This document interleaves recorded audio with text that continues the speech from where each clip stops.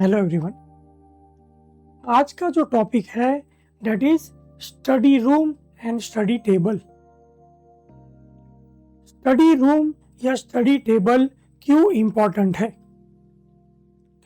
वास्तुशास्त्र में study room and study table को बहुत ही इम्पोर्टेंस दी गई है, क्योंकि पृथ्वी के जिस भाग पर बैठकर, जमीन के जिस टुकड़े पर बैठकर आप ज्ञान ग्रहण करते हो, वो जमीन का वो टुकड़ा डिसाइड करता है, वो जोन या वो दिशा डिसाइड करती है कि आपके अंदर कैसा नॉलेज उतरेगा, आपके अंदर किस प्रकार का ज्ञान उतरेगा या आप उसको किस प्रकार से अब्जॉर्ब कर पाओगे।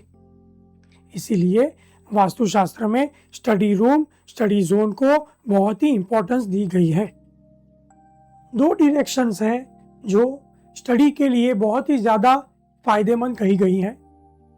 एक है ईस्ट, पूर्व दिशा।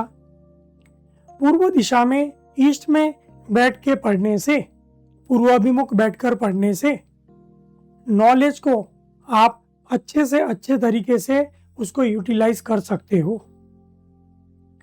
सेकंड बेस्ट पोजीशन कही गई है west south west. West south west में बैठ के पढ़ने से ज़्यादा मात्रा में उस नॉलेज को ऑब्जॉर्व कर सकते हैं और ज़रूरत पड़ने पर उसको अच्छे से यूज भी कर सकते हैं। लेकिन आजकल ये पॉसिबल नहीं है कि हर एक का स्टडी रूम या स्टडी चेयर पूर्व दिशा में आए या वेस्ट साउथ वेस्ट में आए। तो हमें क्या करना होगा?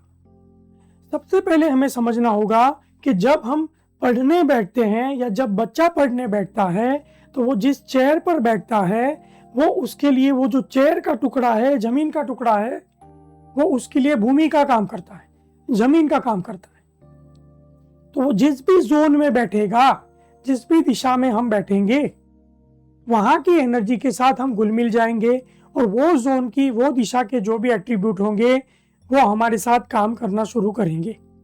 अगर वो पढ़ाई लिखाई के लिए फेवरेबल है तो ठीक है, अगर वो दिशाएं पढ़ाई लिखाई के लिए, स्टडी पर्पस के लिए फेवरेबल नहीं है तो फिर नॉलेज जो लेंगे उसमें दिक्कत आएगी, स्टडी करने में दिक्कत आएगी, कंसंट्रेशन नहीं रहेगा, फोकस नहीं रहेगा, या उस समय बच्चे को लगेगा कि हाँ अभी मैंने पढ़ लिया, मुझे याद रह गया, लेकिन जब जरूरत पड़ेगी वो नॉलेज की, उस समय वो नॉलेज रिकॉल ना हो पाए।